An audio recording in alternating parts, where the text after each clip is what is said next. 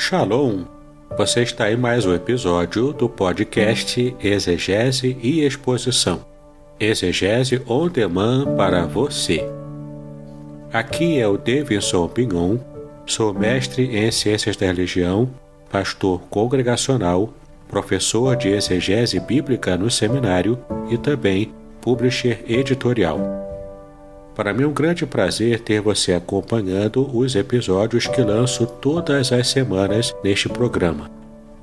E aproveitando que você gosta de estudar a Bíblia com bastante profundidade, siga-me nas redes sociais e também conheça todo o material gratuito que eu tenho apresentado para o seu próprio estudo e aprimoramento bíblico.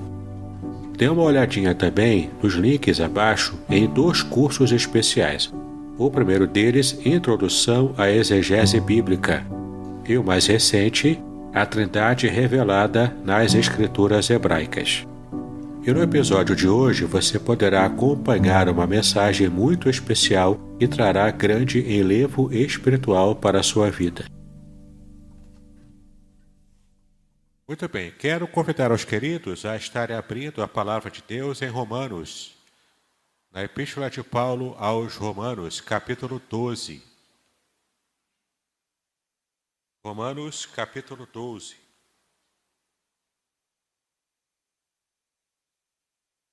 Romanos, capítulo 12.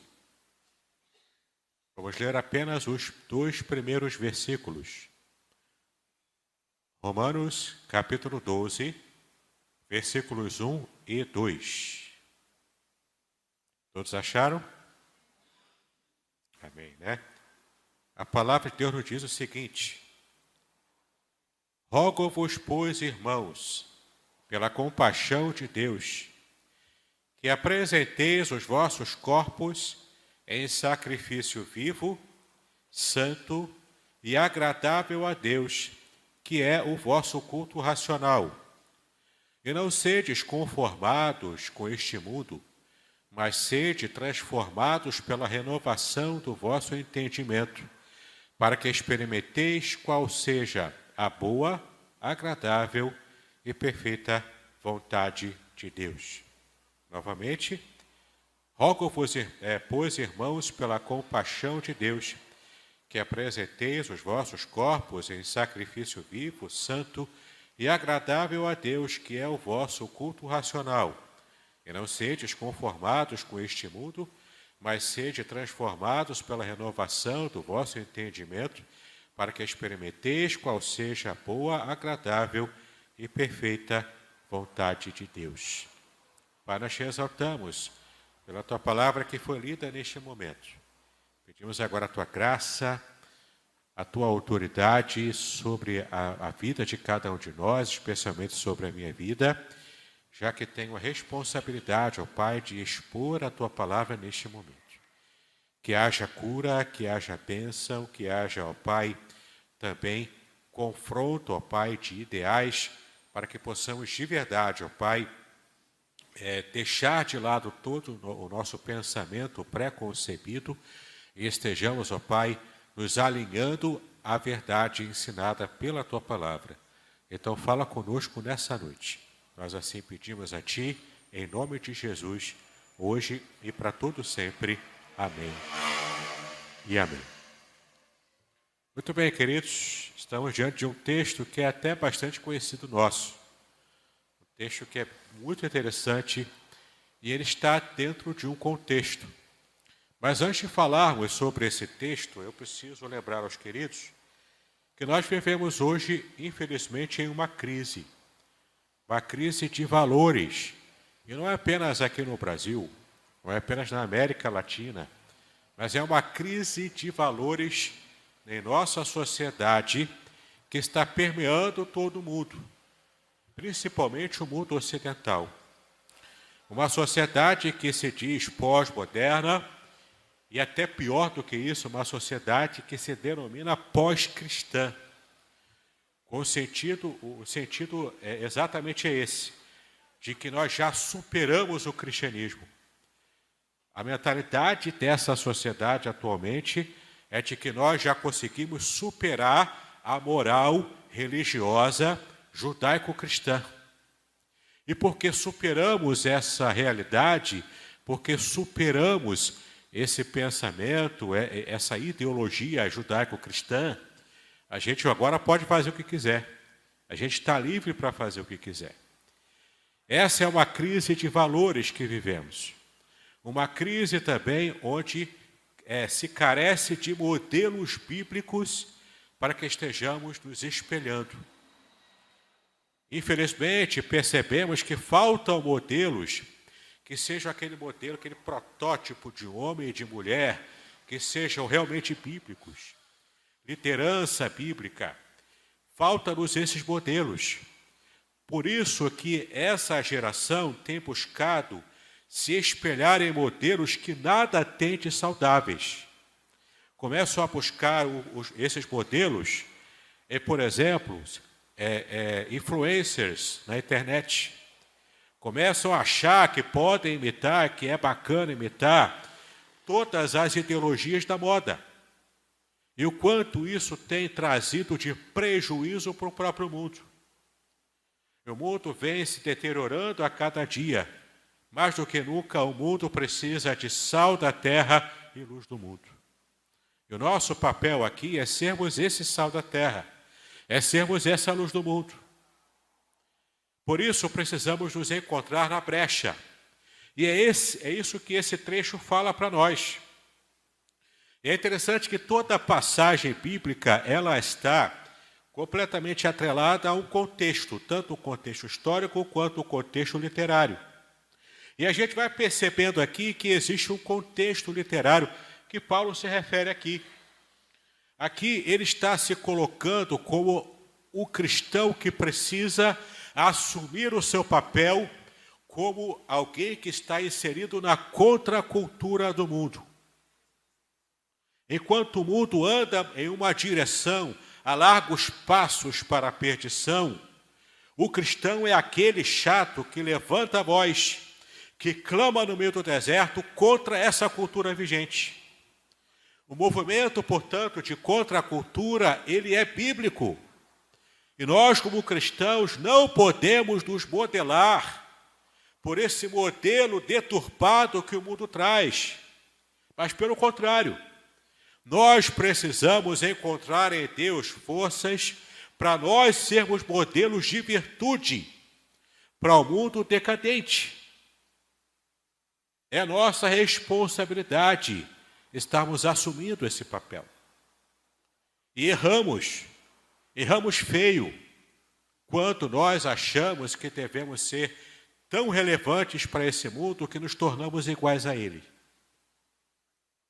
Não é para isso que o Senhor Jesus nos chamou. Ele nos chamou para algo diferente. Para algo que vai realmente impactar a nossa própria geração.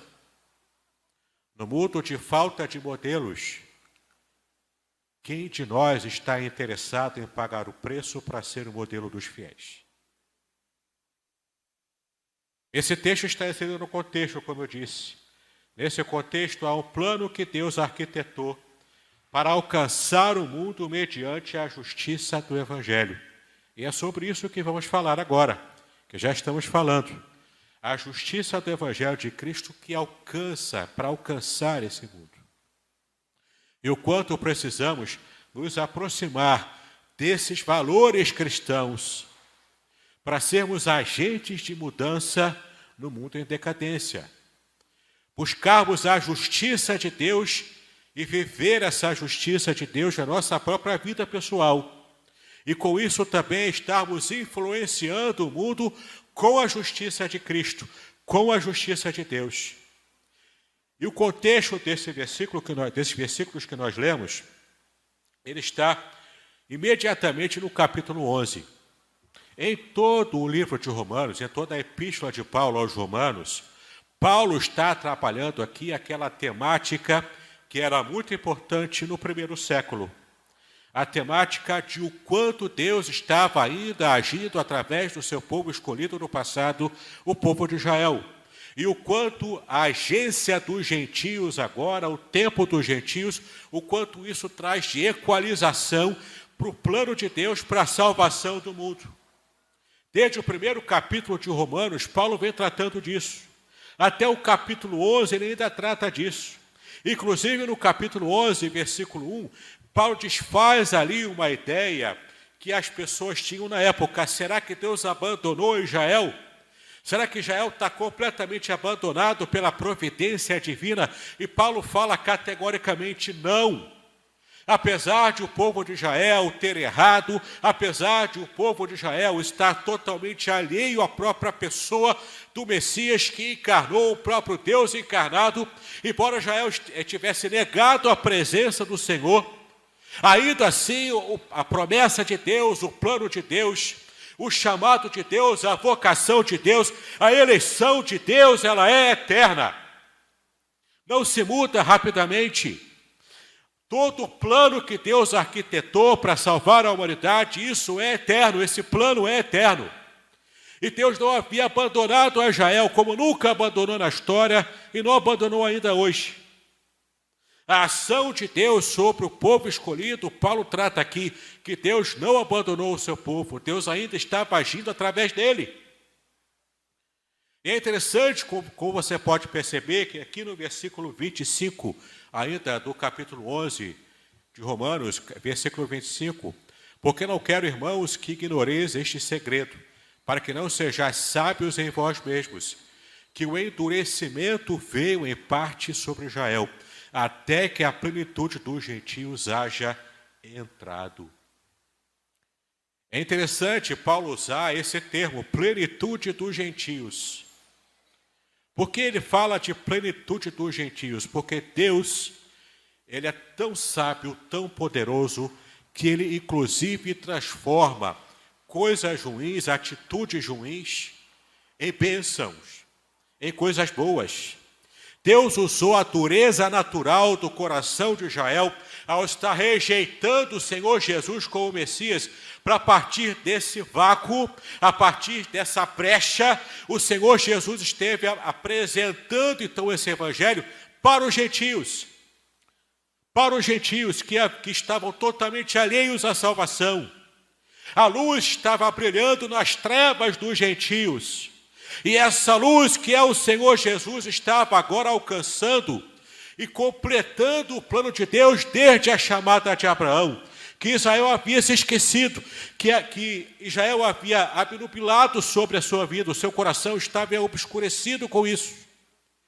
Então percebemos o quanto Deus estava agora agindo através desse novo grupo, o grupo de cristãos, a igreja do Senhor, que já estava constituída, que já estava sendo usada pelo Senhor para alcançar esses povos gentios, dos quais Paulo era o principal pregador. E em toda essa questão, em todo esse embate teológico da época, o papel de Israel, o papel dos gentios, e agora juntando tudo nessa igreja cristã, a igreja que estava em Roma, no coração do império pagão, o império romano, que era totalmente dedicado ao paganismo, à idolatria, a práticas abomináveis ao Senhor. Mas ali no coração do império, Paulo fala para aqueles cristãos, aqueles que amavam o Senhor, aqueles que haviam se convertido ao Senhor Jesus. Ele fala para aqueles cristãos que viviam em Roma. Ele fala para eles o seguinte: vocês agora podem ser modelo para essa geração corrompida de Roma. Vocês agora podem ser o modelo que Israel havia, naquele momento, totalmente esquecido. E havia se esquecido totalmente.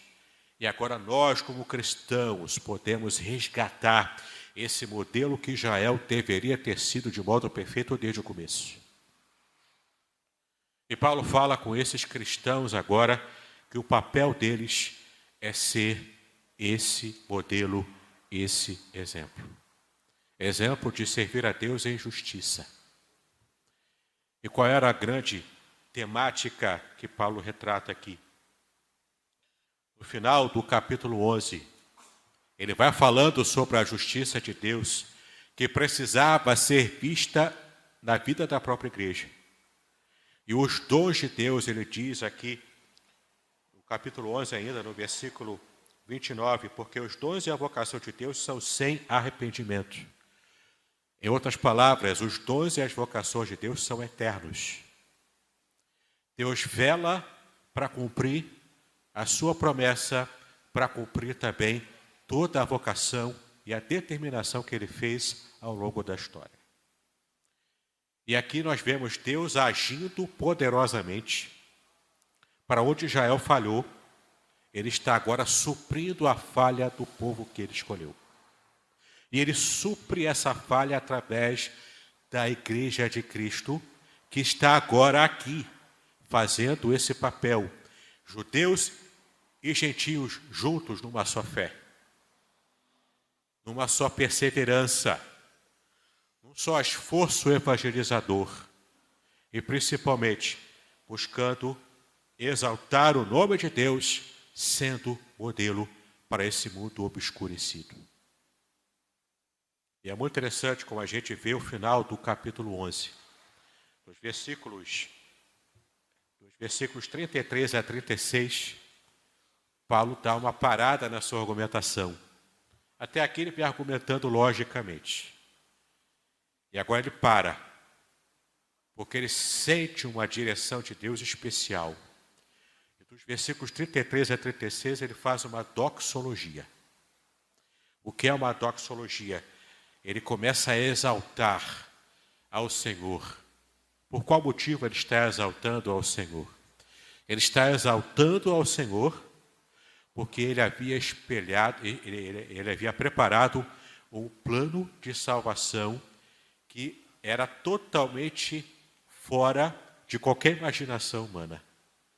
Ele estava permitindo o endurecimento do povo que ele escolheu, para através desse endurecimento abrir a brecha e então o evangelho ser pregado a todas as nações. Então Paulo começa a falar aqui com todo o seu coração ardendo em fé. Ele diz: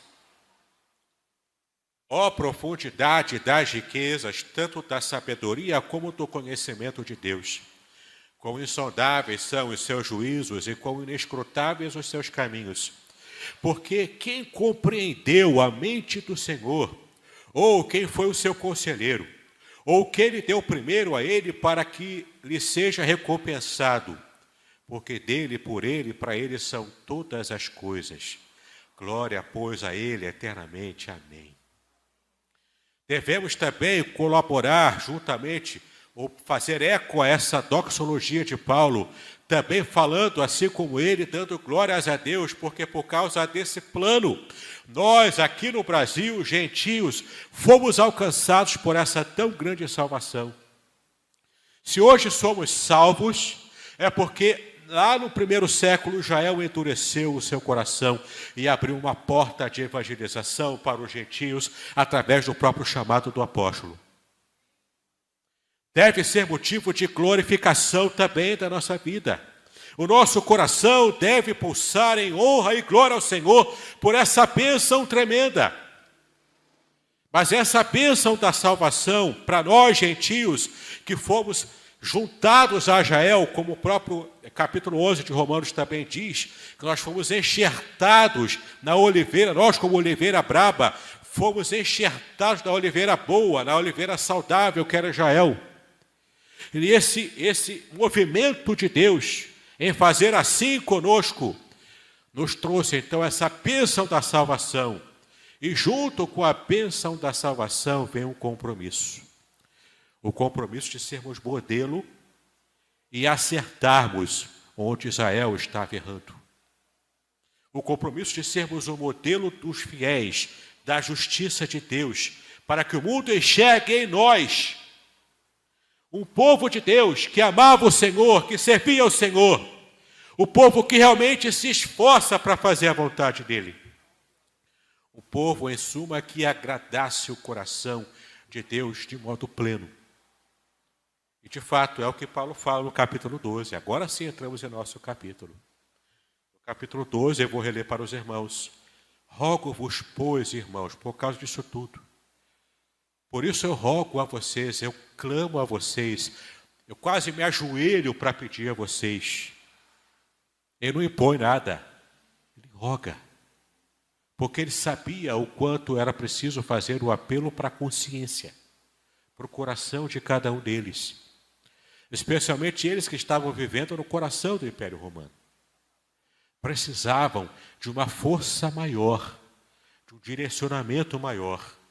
Então Paulo roga, Paulo pede encarecidamente a eles: rogo-vos, pois, e meus irmãos cristãos em Roma, vocês que são gentios, mas que servem a Deus juntamente comigo que sou judeu, rogo-vos, pois, irmãos, pela compaixão de Deus, que apresenteis o quê? Os vossos corpos em sacrifício vivo, santo e agradável a Deus, que é o vosso culto racional. Então Paulo diz, precisamos aprender a apresentar a Deus algo que é essencial para a nossa vida. Nossa existência aqui na terra depende deste corpo. Por mais que você esteja satisfeito ou insatisfeito com o seu corpo, você depende dele. Você depende dele para viver aqui. Então Paulo diz que eu preciso oferecer a Deus o meu corpo, o meu corpo, como um sacrifício a Ele. A palavra grega que aparece aqui é a palavra latreia, que era uma referência aos sacrifícios de holocausto que eram feitos no Antigo Testamento, ou seja, onde se queimava toda a oferta, todo o animal sacrificado. Com essa referência, ele está dizendo o seguinte: você precisa apresentar a sua vida, enquanto você ainda está vivo, totalmente sem reservas para o serviço de Deus. Para agradar o coração de Deus, a sua oferta tem que ser total. Não pode ser uma oferta parcial, não pode ser uma oferta em que você, apenas domingo você serve a Deus, e de segunda a sábado você faz o que quiser, o que dá na sua telha. Você não pode oferecer a Deus uma oferta em que a sua mente está voltada para Deus no dia de domingo, mas nos outros dias da semana você pode viver como se fosse um pagão. Não é esse o objetivo, não é esse o padrão. O padrão é que você ofereça a Deus a sua vida, o seu ser, o seu dia a dia, como essa oferta totalmente apresentada diante de Deus, sem reservas. Sem você guardar nada para o seu ego, sem você guardar nada para a sua mente, para a sua carnalidade.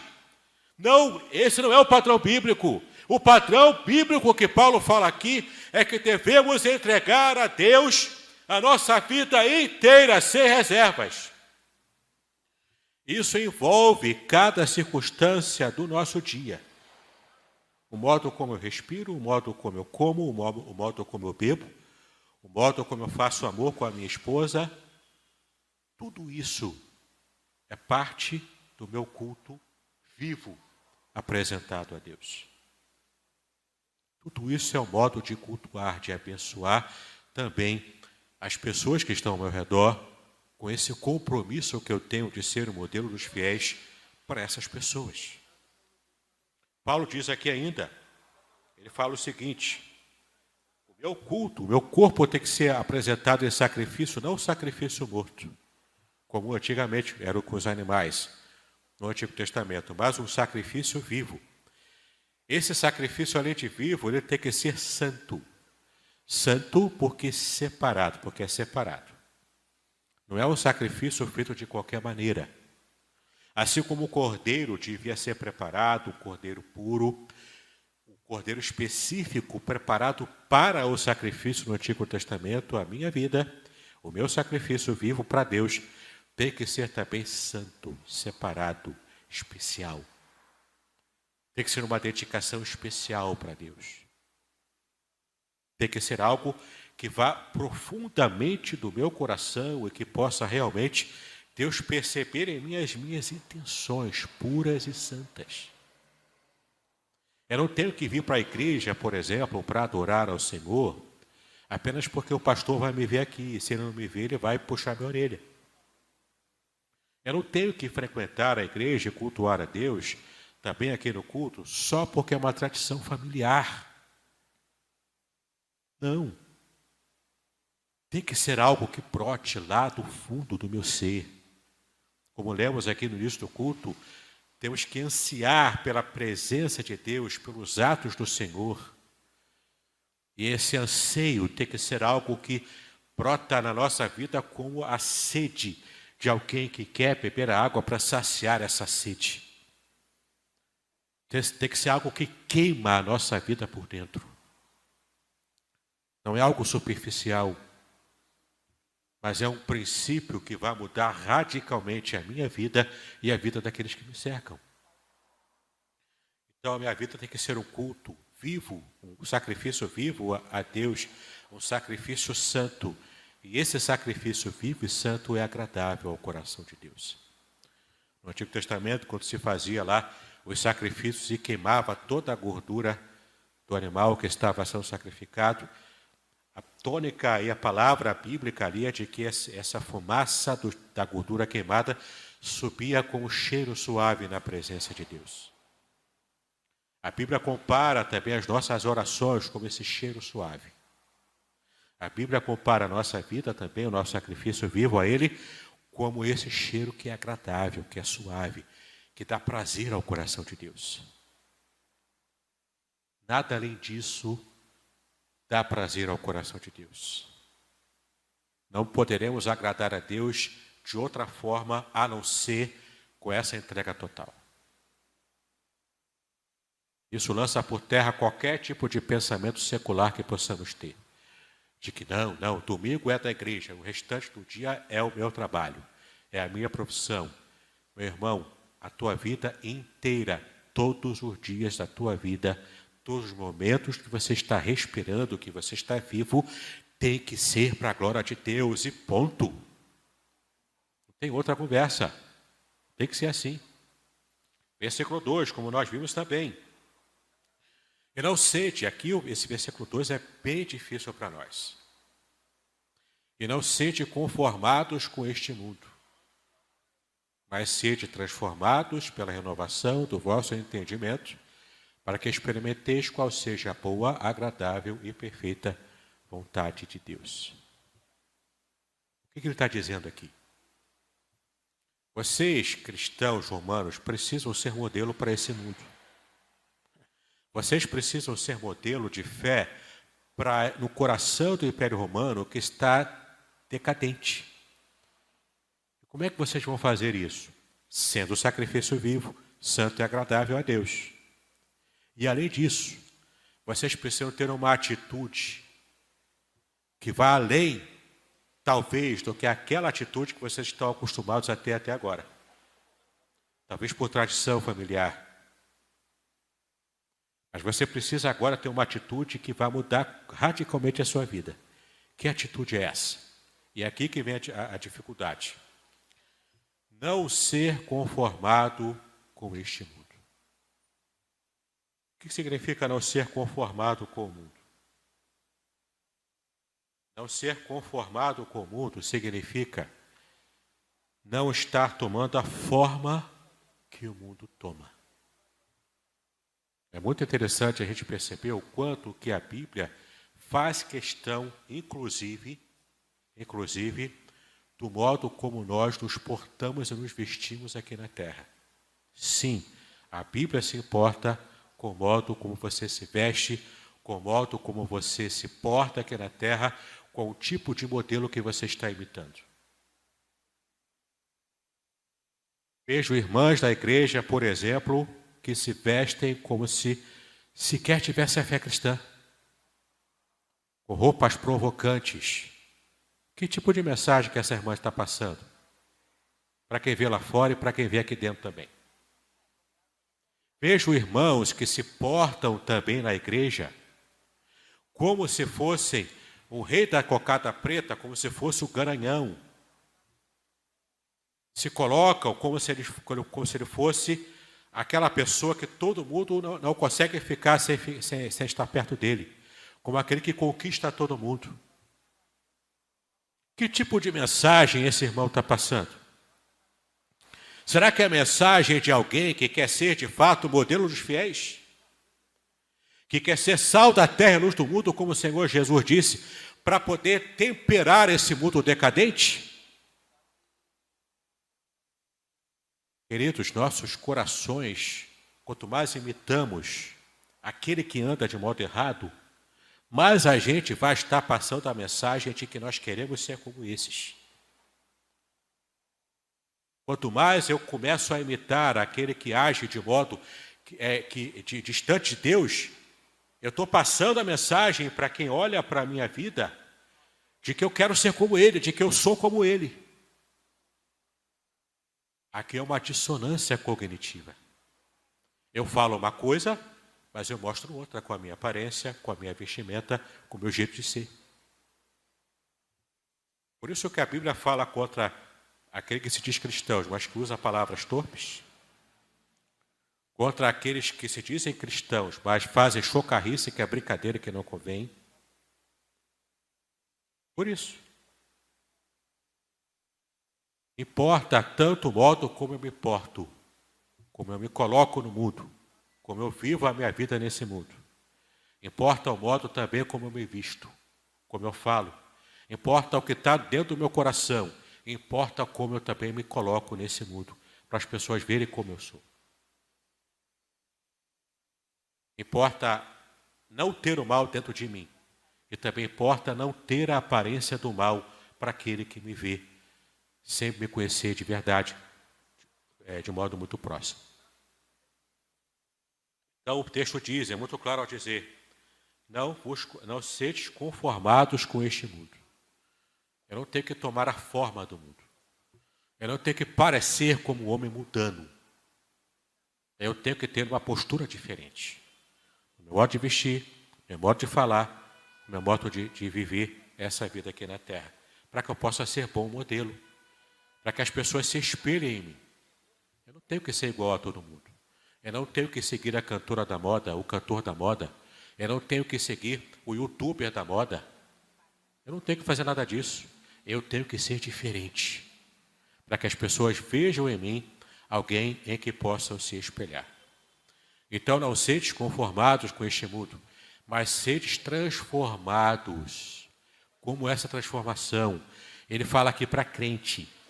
Ele fala aqui para quem já é servo do Senhor Jesus. Ele fala, portanto, de uma transformação após a conversão. Seis o quê?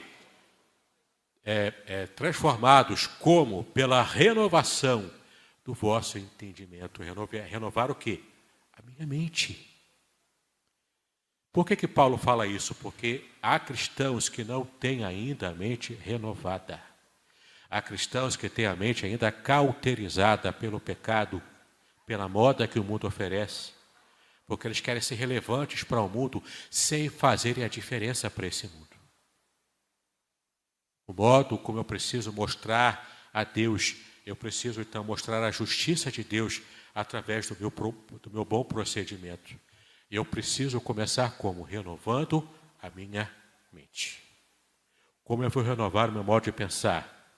Como eu vou renovar a minha forma de pensar? Não é me acomodando ao mundo, mas é de fato colocando a minha vida completamente, a minha mente completamente, o meu pensamento, as minhas emoções, as minhas ideologias completamente cativas à revelação que Deus dá na sua palavra. Se eu coloco a minha ideologia pré-concebida antes da conversão, no mesmo patamar de igualdade ou até superior ao que a Bíblia ensina como padrão dos fiéis, eu estou pecando, eu estou errando. Ideologias mundanas não transformam o mundo. O que transforma o mundo é o Evangelho de Cristo. O que transforma o mundo é o Evangelho de Cristo pregado com intrepidez, com coragem, e sendo esse mesmo Evangelho demonstrado através da minha vida, com coerência. Não é eu viver uma coisa e falar outra, mas é eu viver com um modelo e espelhar com a minha vida o que eu de fato estou pregando, o que eu de fato estou falando. Para isso eu preciso do meu entendimento renovado, minha mente transformada. E quando eu faço isso, aí sim, eu vou ter a bênção final. Porque eu vou experimentar qual seja a boa, a agradável e a perfeita vontade de Deus. Quer experimentar a vontade de Deus na sua vida? Vontade boa, agradável e perfeita? Boa no sentido de completamente boa mesmo, né, para a sua vida. Completamente uma bênção total para a sua vida. É agradável porque é agradável ao seu coração e é perfeita porque ela é completa. Abrange todas as áreas da sua vida. Quer experimentar isso na sua vida? Essa vontade de Deus revelada de modo completo, total e abençoador na sua vida pessoal? Você precisa primeiro passar pelo processo da renovação da sua mente. Isso significa não se conformar com o mundo, seja lá o que for que o mundo ofereceu para você. Você precisa de se desintoxicar do mundo e deixar o seu coração limpo, livre, para receber as influências benéficas do Espírito Santo na sua vida. Quando você faz isso, você de fato vai se tornar modelo dos fiéis para esse mundo. Não é fácil. O preço a pagar muitas vezes pode ser alto.